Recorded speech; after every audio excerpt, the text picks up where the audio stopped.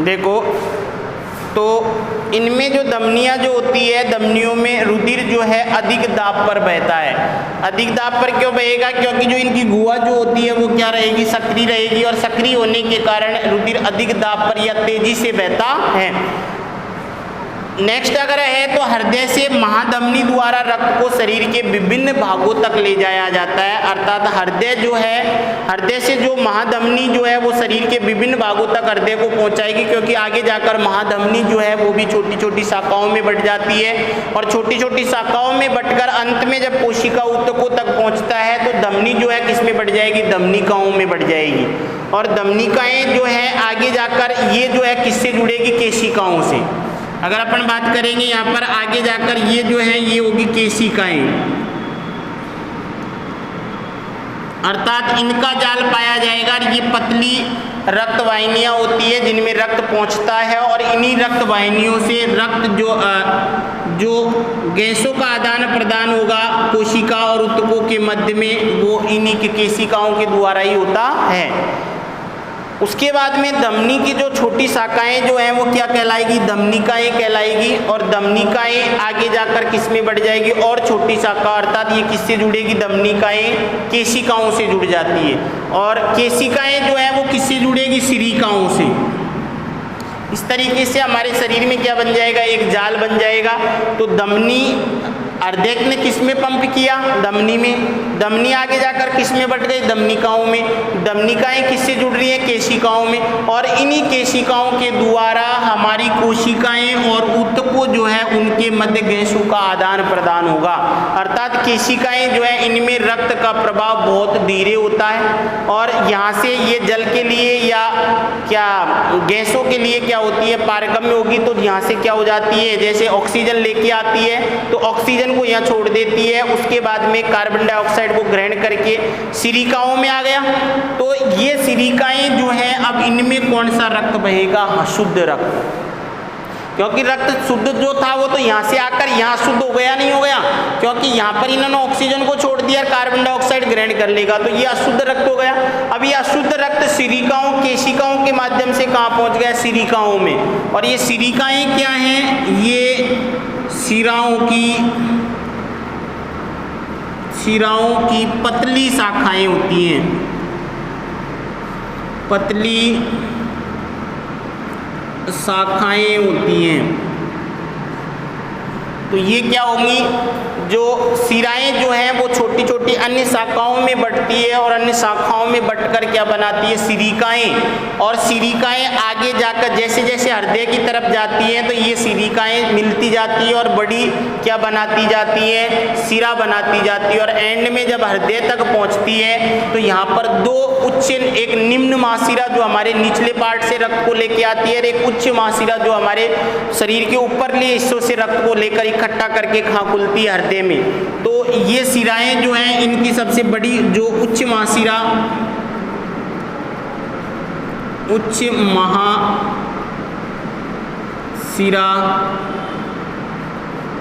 तथा निम्न महाशिरा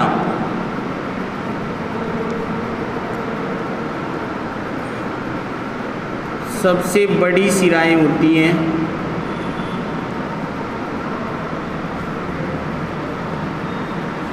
क्या होगी? ये सबसे बड़ी शिराएं होती हैं। तो धमनिकाएं, केशिकाएं, सिरिकाएं और उसके बाद में शिराएं। और शिराओं से रक्त कहाँ पहुँचेगा? हृदय के अंदर। तो बताओ, शिराओं और सिरिकाओं जो है इनमें रक्त शुद्ध रहेगा या अशुद्ध रक्त रहेगा? तो इनमें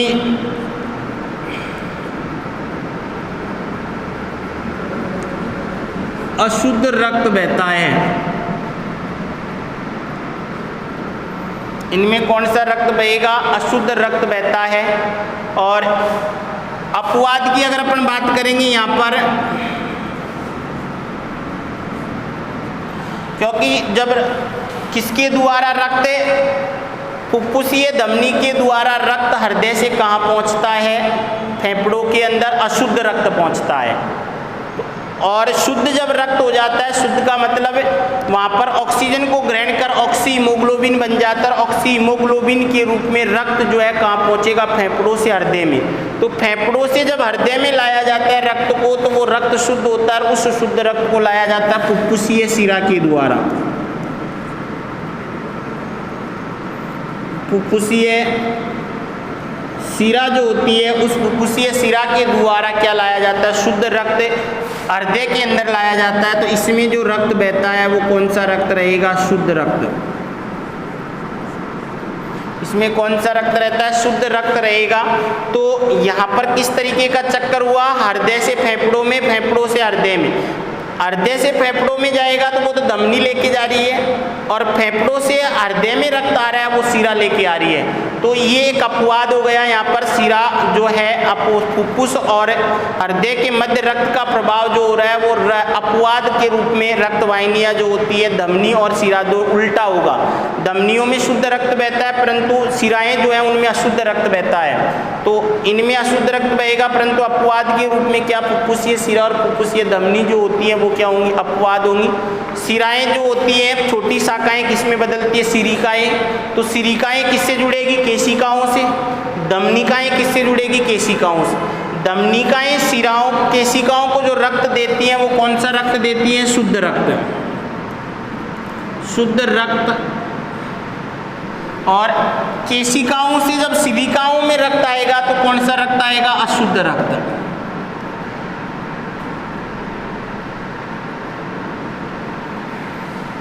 तो यहाँ पर जो केशिकाओं के माध्यम से रक्त जो है, रक्त या गैसों का या जल का जिसका भी आदान प्रदान होगा कोशिकाओं के मध्य, वो किसके द्वारा होगा, केशिकाएं। तो हमारे शरीर के अंदर सबसे पतली रक्त वाहिनियाँ जो होगी वो कौन सी है, केशिकाएं हैं। इनकी जो गुहा जो है वो क्या रहेगी, अर्थात इनका मध्य स्तर जो है, पेशीय स्तर जो होता है वो क्या होता है, कम चौड़ा होता है। इनका मध्य कंचुक या पेशीय स्तर जो है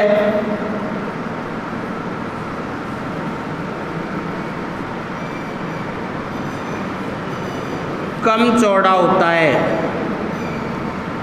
अब ये स्तर कम चौड़ा होगा तो यहाँ पर जो है अगर अपन बात करते हैं तो जैसे मान लो ये दिया हुआ है, ये कोई शिरा है, तो यहाँ पर ये इसका सबसे बाहरी भाग हो गया।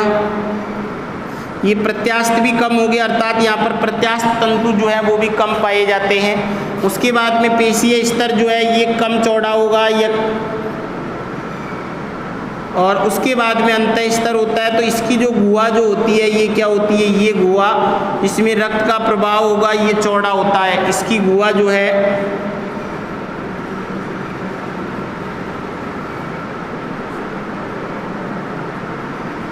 चौड़ी होती है, और चौड़ी होने के कारण इनमें रक्त का प्रवाह जो है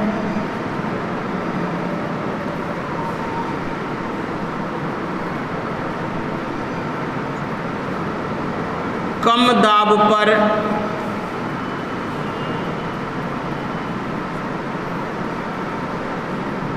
तो धमनियों में दाब जो है वो तो क्या होगा, अधिक होगा, और शिराओं में दाब जो क्या होगा, कम होगा। तो धमनियों में जो अधिक दाब पर रक्त बहेगा, और अधिक दाब पर जब दाब ज़्यादा लगेगा तो प्रेशर वो वेग भी क्या होगा, ज़्यादा होगा, अर्थात अधिक तेजी से जो रक्त बहता है वो किस में बहता है, धमनियों में। और कम तेजी से रक्त बहेगा वो किस में बहेगा, शिराओं में। शिराओं की गुहा अगर अपन से पूछ लिया जाए धमनी और शिराओं में अंतर बताइए तो अपन बता सकते हैं कि पहली बात तो धमनियाँ जो है इनमें कौन सा रक्त बहता है, शुद्ध या अशुद्ध, शुद्ध रक्त बहता है। अपवाद अपन को पता है फुफ्फुसीय धमनी। शिराओं में जो रक्त बहता है वो कौन सा रक्त बहता है, अशुद्ध रक्त बहता है, और अशुद्ध रक्त जो है अपवाद कौन सी है, फुफ्फुसीय शिरा। नेक्स्ट अगर बात करते हैं धमनियों की दीवार जो है वो क्या रहेगी, मोटी होती है, और मोटी होने के कारण गुहा क्या रहेगी, सक्रिय रहेगी। जबकि शिराओं की दीवार जो है वो क्या होती है, पतली होती है, और पतली होने के कारण इनकी गुहा जो है वो क्या रहेगी, चौड़ी रहेगी, और गुहा चौड़ी होने के कारण इनमें दाब जो है वो क्या रहेगा, दाब कम रहेगा, अर्थात कम दाब पर रक्त बहता है, जबकि धमनियों में अधिक दाब पर रक्त बहता है। उसके बाद में अगर बात करते हैं, धमनियाँ जो है रक्त को कहाँ ले जाती है, हृदय से दूर ले जाती हैं, जबकि शिराएं रक्त को कहाँ लाती है, हृदय की ओर लाती है।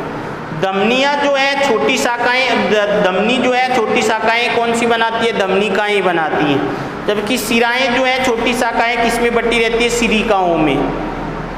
रक्त जो है धमनिकाओं के माध्यम से केशिकाओं में जाता है और केशिकाओं के माध्यम से सिरिकाओं में। तो ये रक्त का चक्कर पता चल गया अपना। धमनी यहाँ से हृदय, यहाँ क्या जुड़ा और हृदय, हृदय से धमनी में, धमनी से धमनिकाओं में, फिर केशिकाओं में, फिर सिरिकाओं में, सिरिकाओं से सिराओं में, और सिराओं से वापस कहाँ आ जाएगा, हृदय में रक्त आ जाएगा। तो ये हृदय में इस तरीके से क्या रहेगा, एक चक्कर रहेगा। उसके बाद में अपन ने दीवार की बात की कि कौन सी बटी हुई रहती है। दूसरी बात, धमनियाँ जो होती है, जैसे जहाँ जहाँ हृदय जो होती है तो धमनियों के बीच जो होते हैं, बीचों में कपाट नहीं पाए जाते हैं। धमनियाँ जहाँ से जुड़ी होगी, जैसे मान लो कि हृदय की बात करते हैं तो ये हृदय अगर अपन को दिया हुआ है, हृदय, अब हृदय से शरीर के लिए जो जाएगी ये क्या है, महाधमनी, ये रक्त को लेकर कहाँ जाएगी, शरीर में। और एक धमनी कहाँ जा रही है, फुफ्फुस में। तो यहाँ पर तो क्या है, फेफड़ा या फुफ्फुस, ये तो रक्त कहाँ आ रहा है, फुफ्फुस में, ये कहाँ जा रहा है, शरीर में। अब यहाँ पर जो है इसमें क्या पाए जाएंगे, इनमें कपाट पाए जाएंगे, यहाँ पर इनमें क्या पाए जाएंगे, कपाट पाए जाएंगे। तो इन कपाटों को कहा जाता है अर्धचंद्राकार कपाट। तो धमनियाँ जो है जहाँ से ये ओपन होती है, खुलती है, वहीं पर केवल कपाट पाए जाते हैं, मध्य में इनके कहीं भी कपाट नहीं पाए जाते हैं धमनियों में। जबकि सिराओं की बात करेंगे अपन, तो सिराओं में जो है जहाँ जहाँ से ये जैसे निकलती है, जैसे मान लो कि हृदय में शुद्ध अशुद्ध रक्त लेकर आ रही है शरीर से, तो इनके तो मध्य में जो है यहाँ पर भी क्या पाए जाएंगे, ये इस तरीके से कपाट पाए जाते हैं, मध्य में भी वाल पाए जाते हैं। जो ये वाल क्या काम करते हैं कि जो अशुद्ध रक्त जो है, इस अशुद्ध रक्त को वापस शरीर में रिटर्न नहीं हो जाए, उसको जाने से रोकती हैं, अर्थात विपरीत प्रभाव को रोकते हैं। कौन, जो सिराओं के अंदर जो कपाट पाए जाते हैं, तो सिराओं के मध्य में भी कपाट पाए जाते हैं, अर्थात जगह जगह पर क्या पाए जाते हैं, कपाट। और उन्हीं कपाट या वालों के द्वारा रक्त को वापस जाने से रोका जाता है, क्योंकि अशुद्ध रक्त रहता है और अशुद्ध रक्त वापस रिटर्न होकर शरीर के अन्य भागों में नहीं चला जाए। इसलिए यहाँ पर क्या पाए जाएंगे, सिराओं के मध्य में भी कपाट पाए जाते हैं, जबकि धमनियों के मध्य में कपाट नहीं पाए जाएंगे। धमनियों में तो कपाट कहाँ पाए जाएंगे, ओनली हृदय से जब फेफड़े शरीर में जाएगा तो ये शरीर वापस नहीं आ जाए, तो यहाँ रोक दिया जाएगा इसको। उसके बाद में हृदय से फुफ्फुस में जाएगा तो यहाँ पर केवल यूं ही रक्त जाएगा, वापस नहीं आएगा। यहाँ से रक्त जो जाएगा तो ये कहाँ जाएगा फिर। तो इस तरीके से जो धमनियाँ जो हैं उनमें केवल अर्धचंद्राकार कपाट पाए जाते हैं, जबकि सिराएं जो हैं उनमें मध्य में भी कपाट पाए जाते हैं, जिसके द्वारा रक्त के विपरीत प्रभाव को रोका जाता है। मेरी बात क्लियर। तो ये अपनी रक्त वाहिनियाँ थी जो जुड़ती है। तो सबसे छोटी रक्त वाहिनियाँ कौन सी है, केशिकाएं। और केशिकाओं के माध्यम से रक्त का प्रवाह कहाँ होता है, एक रक्त का प्रवाह ऊतक और कोशिकाओं के मध्य गैसों का क्या होगा, आदान प्रदान होता है। जबकि धमनी जो है, धमनी से छोटी क्या होती है, धमनिकाएं। और सिरा और सिरिकाओं की बात करते हैं तो सिरा बड़ी होगी और सिरिकाएं छोटी होती हैं। उसके बाद में इनकी बात करते हैं, सिरिकाओं और धमनिकाओं में तो सबसे छोटी क्या रहेगी, केशिकाएं। और केशिकाओं में रक्त धीरे धीरे बहता है। क्यों, क्योंकि रक्त केशिकाओं के माध्यम से ही कोशिकाओं और ऊतकों के मध्य क्या होगा, गैसों का आदान प्रदान होगा। गैस जो है जो रक्त को लेके आ रही है तो वो कहाँ है, ये कोशिकाओं के मध्य। तो ये हमारे शरीर में केशिकाओं का जाल पाया जाता है, कोशिकाओं और ऊतकों के मध्य। अब करेंगे अपन नेक्स्ट क्लास में।